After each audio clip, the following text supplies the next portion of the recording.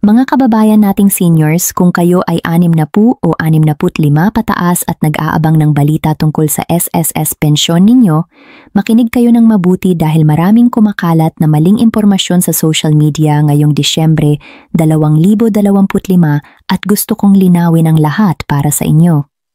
May nakikita ba kayong mga post na nagsasabing may bagong batas daw na naipasa para sa maagang pagre-retiro effective December 10, 2025? May mga nagsasabi pa na bababa raw ang edad mula 60 taong gulang hanggang 56 na taong gulang o may instant pension increase daw na mangyayari sa Disyembre 10? Kababayan, huwag po kayong maniwala agad-agad sa lahat ng nababasa ninyo sa Facebook o sa mga text messages. Ang totoo, walang bagong batas na naipasa this December 10, 2025 specifically para sa early retirement age.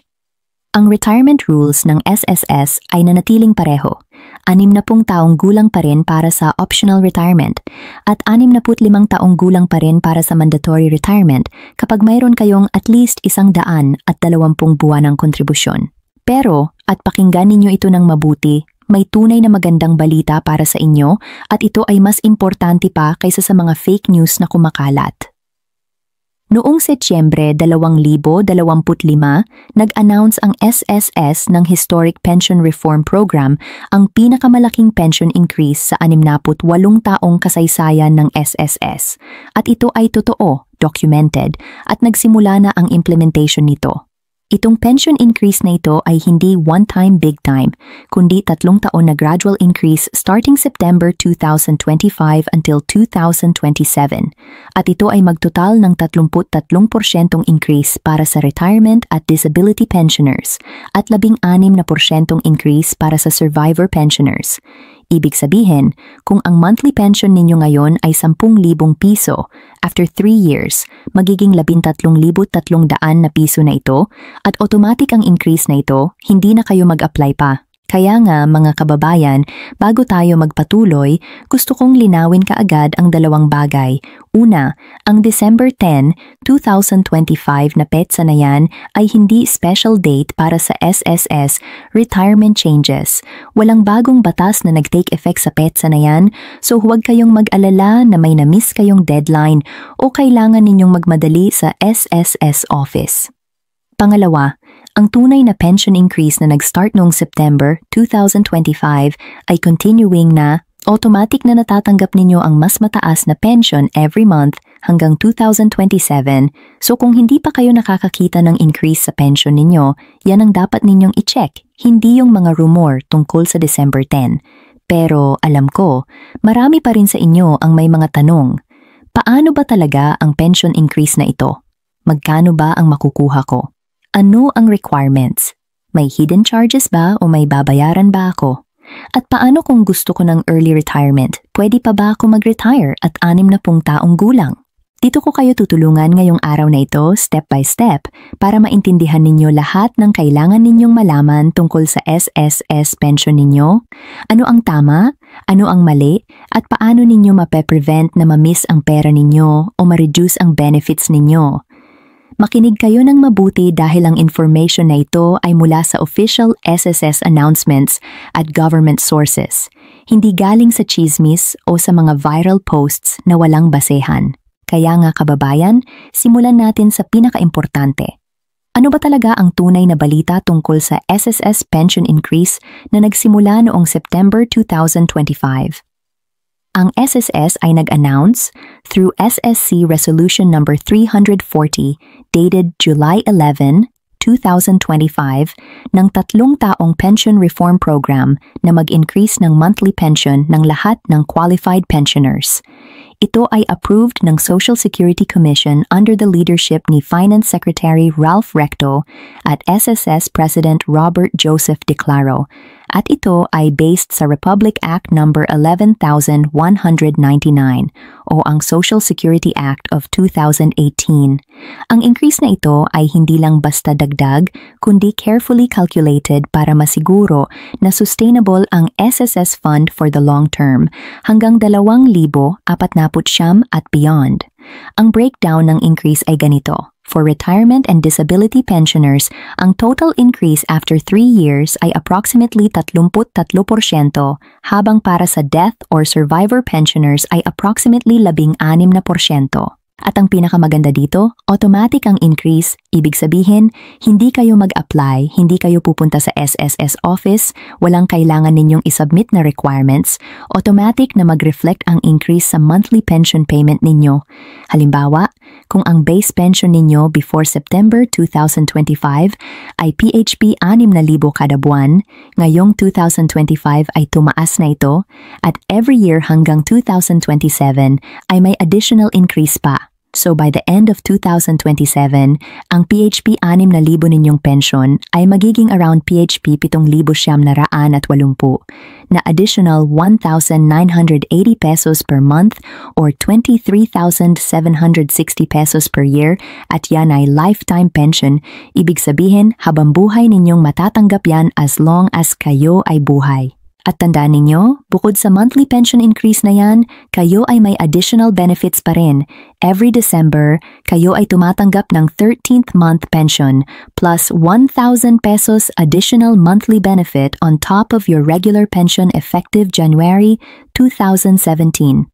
So kung ang regular monthly pension ninyo ay 8,000 piso, ang total na natatanggap ninyo ay 9,000 piso dahil sa additional 1,000 piso.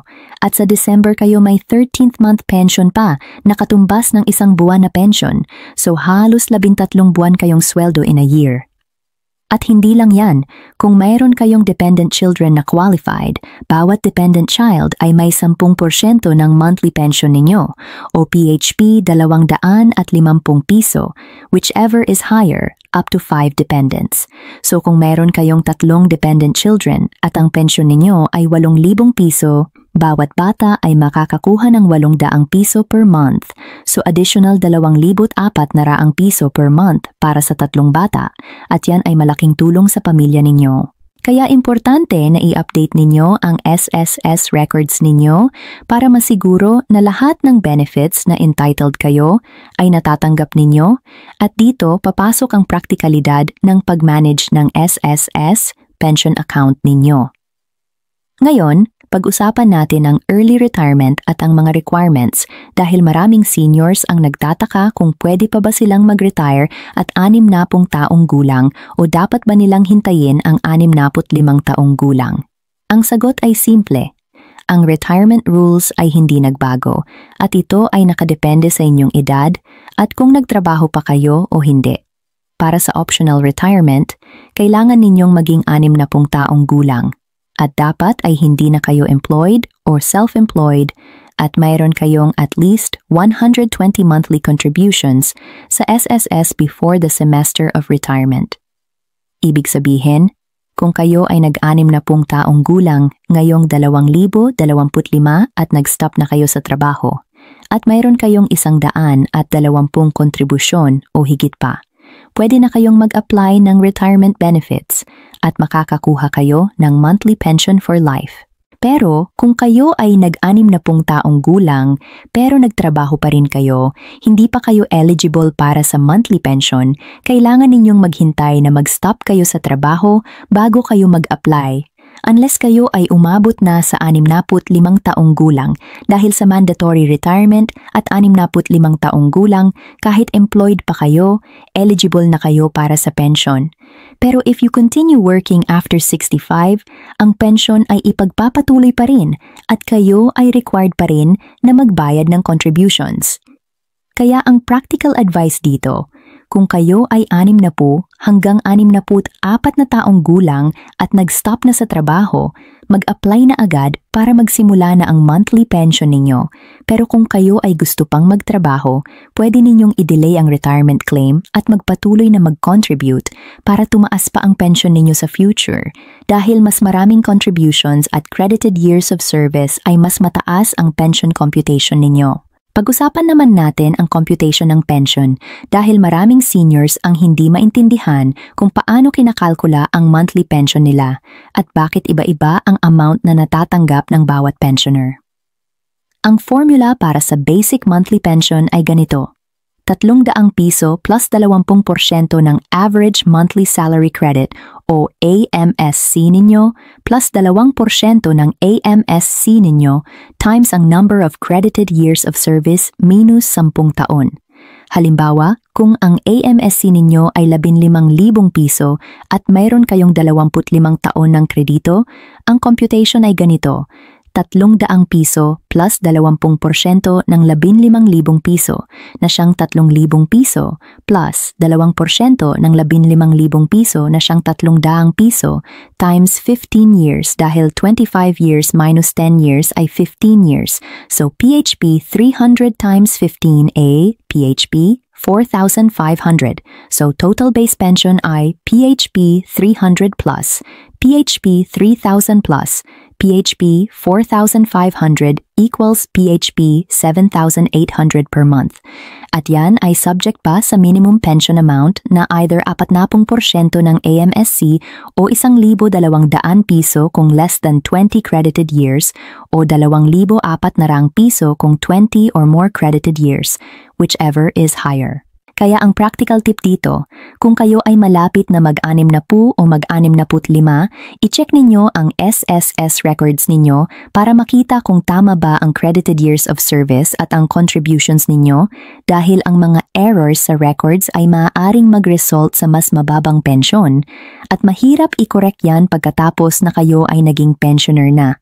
At tandaan, ang pensyon na yan ay tax-free, walang income tax na babayaran kayo sa SSS pension ninyo, so ang buong amount na yan ay sa inyo na. Ngayong alam na ninyo ang pension increase at ang computation, pag-usapan natin ang mga potential reductions o clawbacks na maaaring mangyari dahil importante na alam ninyo kung paano mai-prevent ang mga pagkakataong bababa o mawawala ang pensyon ninyo. Ang unang clawback ay ang suspension of pension kapag kayo ay naging employed o self-employed ulit pagkatapos ninyong mag-retire pero kayo ay below 65 taong gulang pa.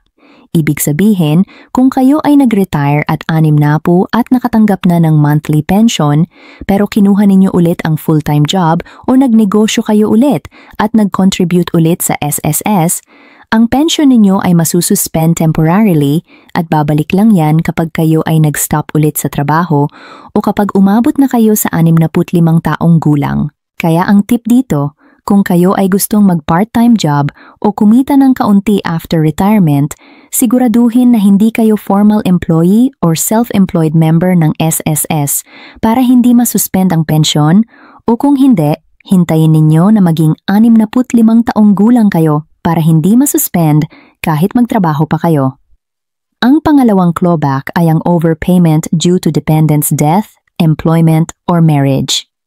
Kung ang dependent child ninyo na tumatanggap ng 10% dependence pension ay namatay, nag-asawa, naging employed, o umabot na sa 21 taong gulang, dapat ninyong i-report agad yan sa SSS para ma-stop ang dependence pension dahil kung hindi ninyo i-report at patuloy kayong tumatanggap ng dependence pension na hindi na qualified, ang SSS ay magdededuct ng overpaid amount mula sa future monthly pension ninyo at yan ay maaaring maging significant amount kung matagal na kayong tumatanggap ng overpayment. Ang pangatlong issue ay ang mga technical errors sa pension computation na maaaring mag-result sa mas mababang pensyon at ito ay nangyayari kapag may missing contributions o incorrect credited years of service sa records ninyo. Kaya ang best practice ay bago kayo mag-apply ng retirement, mag-visit sa SSS office o mag-login sa My SSS portal at i-verify ang lahat ng contributions ninyo at kung may nakita kayong discrepancies, i-report agad at i-correct yan before retirement dahil once nag-start na ang pension, mahirap na i-adjust ang computation. At tandaan, ang SSS ay may mga deadlines din para sa pag-file ng retirement claim at kung lalampas kayo sa deadline, maaaring ma-delay ang first pension payment ninyo kaya i-file ninyo ang claim ninyo at least 1 to 2 months before the desired start date ng pension para may sufficient time ang SSS na mag-process. At isa pang importante, kung kayo ay may outstanding loans sa SSS, either salary loan, calamity loan, o educational loan, ang outstanding balance ay maaaring ma-deduct mula sa retirement benefits ninyo, so i-settle ninyo ang loans ninyo before retirement kung possible, o at least mag-arrange ng payment plan para hindi maging surprise deduction sa pension ninyo. Ngayon, pag-usapan natin ang practical tips para sa pag-maximize ng retirement income ninyo dahil ang SSS pension ay isang foundation lang, pero may mga strategies pa para mas lumaki ang income ninyo during retirement. Ang unang strategy ay ang voluntary contributions. Kung kayo ay nag-stop na sa trabaho pero kulang pa kayo sa 120 contributions, o kung gusto ninyong i-increase ang credited years of service para tumaas ang pension computation, pwede kayong mag-continue ng voluntary contributions hanggang maabot ninyo ang desired level.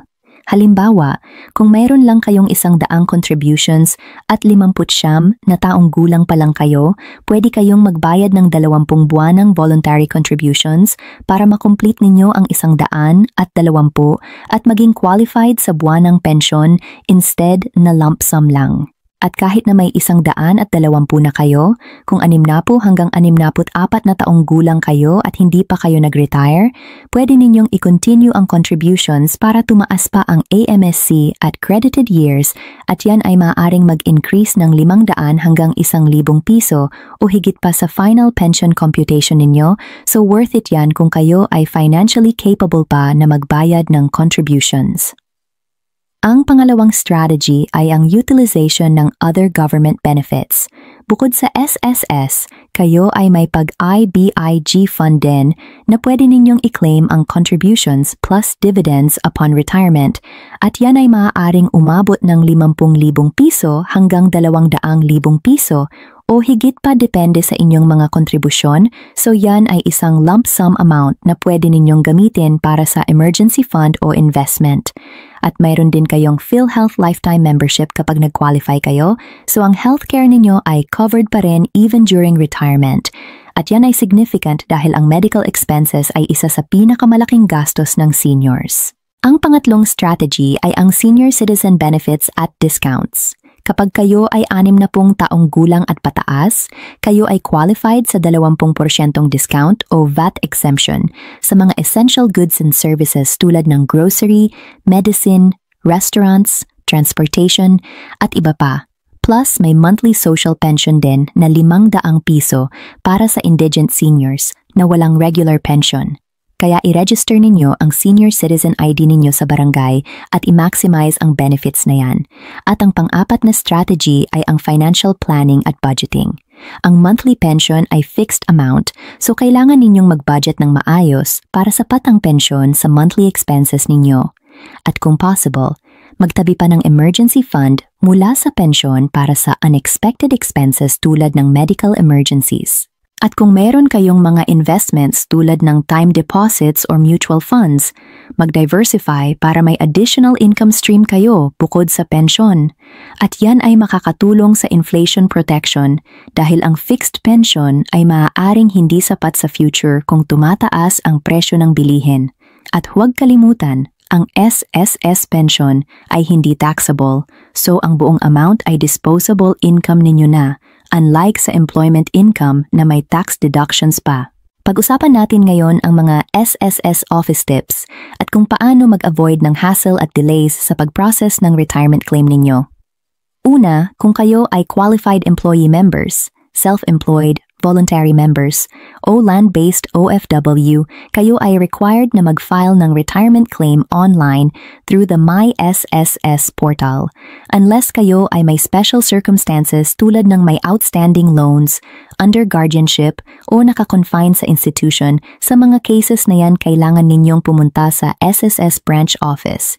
Kaya ang unang step ay mag-register sa MySSS website at i-verify ang account ninyo at siguraduhin na may UMID card kayo na enrolled as ATM o may approved disbursement account sa DAM dahil yan ang gagamitin para sa pension disbursement.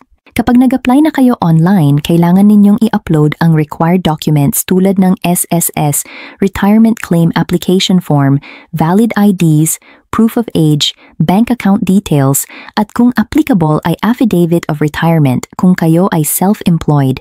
Siguraduhin na ang lahat ng documents ay clear at readable dahil kung blurry or incomplete ang documents, ang application ninyo ay mare-reject at kailangan ninyong i-resubmit at yan ay mag-cause ng delays sa processing. Ang processing time ay usually 10 hanggang 20 working days kung complete ang documents, pero kung may manual verification pa na kailangan, maaaring mas matagal. Kaya i-file ninyo ang claim ninyo ng maaga para hindi kayo ma-stress sa pag-wait. At kung kayo ay may problema sa application o may questions, pwede kayong tumawag sa SSS hotline o mag-visit ng SSS branch, pero mag-expect na may long lines at mahaba ang pila, especially on Mondays at sa payday periods. Kaya ang tip ay pumunta kayo ng midweek, mga Tuesday to Thursday, at sa umaga para mas konti ang tao. At huwag kalimutan na dalhin ang lahat ng original documents at photocopies dahil ang SSS ay nag-require ng original for verification at photocopy for their records. At kung kayo ay nasa abroad, pwede kayong mag-file through SSS Foreign Representative Offices at ang documents na issued abroad ay kailangan may English translation. Pero hindi na required ang authentication ng Philippine Embassy or Consulate General kung ang documents ay duly received at signed ng SSS Foreign Representative. Kaya kung kayo ay OFW retiree, mas convenient na mag-coordinate kayo sa nearest SSS Foreign Office para ma-assist kayo properly. At tandaan, ang retirement claim application ay pwede ring i-file ng authorized representative kung kayo ay hindi makapunta personally, pero kailangan ng letter of authority or special power of attorney na specifically stating the authority to file and sign on behalf of the member at yan ay valid for 6 months kung sa Pilipinas o 1 year kung abroad. Ngayon, pag-usapan natin ang payout schedules at kung kailan ninyo matatanggap ang monthly pension ninyo.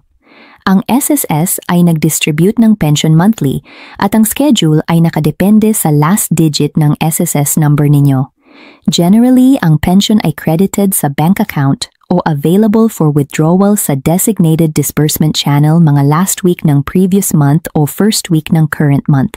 Halimbawa, ang pension para sa January ay maaaring makredit na sa late December o early January depending sa schedule. Kaya importante na i-check ninyo regularly ang bank account ninyo o ang UMID ATM card ninyo para makita kung nag-reflect na ang pension at kung hindi, agad kayong mag-follow up sa SSS para ma-resolve ang issue. At tandaan, ang 13th month pension ay nadi-distribute every December kasama ng regular pension ninyo for that month, so sa December kayo ay tatanggap ng double pension at yan ay perfect timing para sa Christmas expenses. At kung kayo ay nag-change ng bank account or disbursement details, kailangan ninyong i-update agad sa SSS through the My SSS portal o sa branch office dahil kung outdated ang info sa records, ang pension ninyo ay maaaring ma-delay o hindi ma-deliver at yan ay magdudulot ng inconvenience sa inyo. At isa pang tip, mag-set up ng bank account na exclusively for pension para mas madali ninyong matrack ang pension inflow at expenses. At para hindi ninyo accidentally nagagastos ang pension fund sa ibang purposes.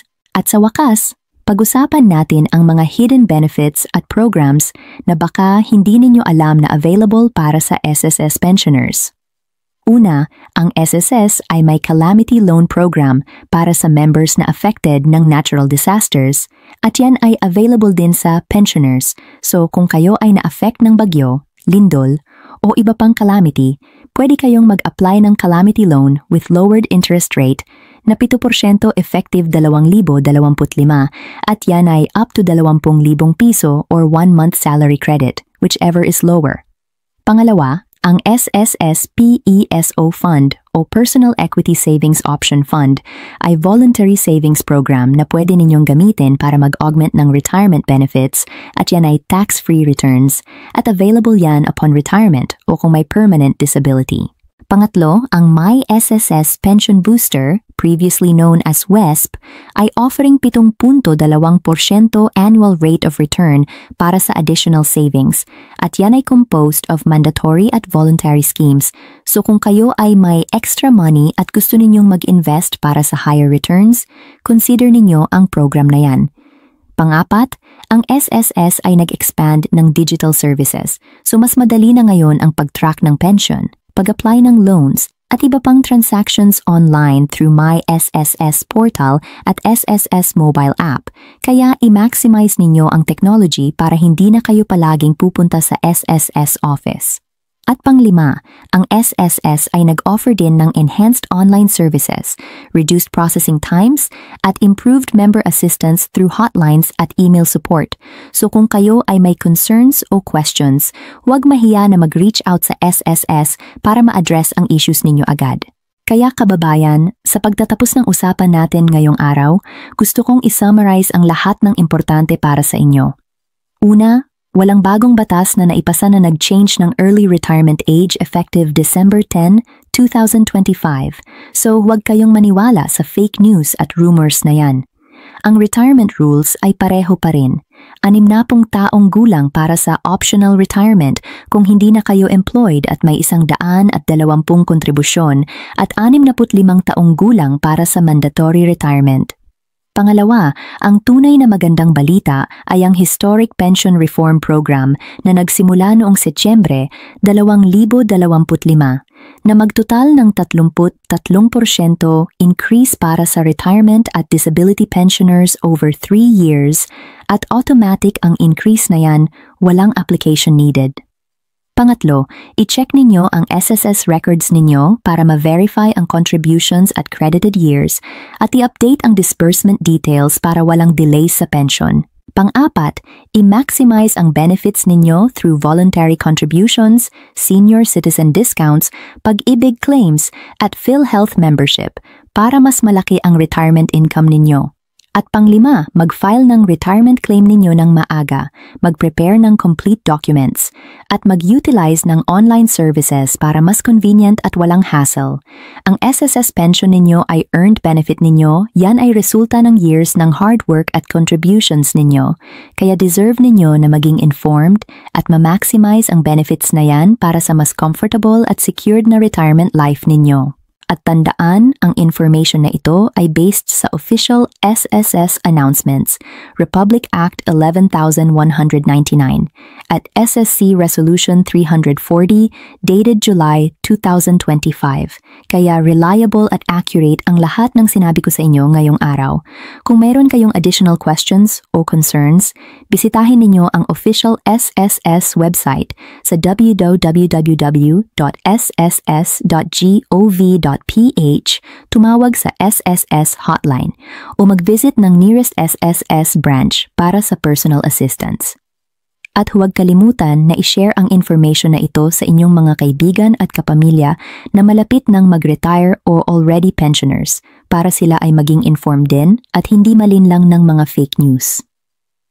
Maraming salamat sa pakikinig at sana ay nakatulong ako sa inyo ngayong araw na mas maintindihan ang SSS retirement benefits ninyo at kung paano ninyo mapiprevent ang mga problema at ma-maximize ang pensyon ninyo para sa mas maginhawa at dignified na retirement life. Ingat kayo palagi at mabuhay ang ating mga senior citizens na nag-contribute ng malaki sa ating bansa through decades of hard work at dedication.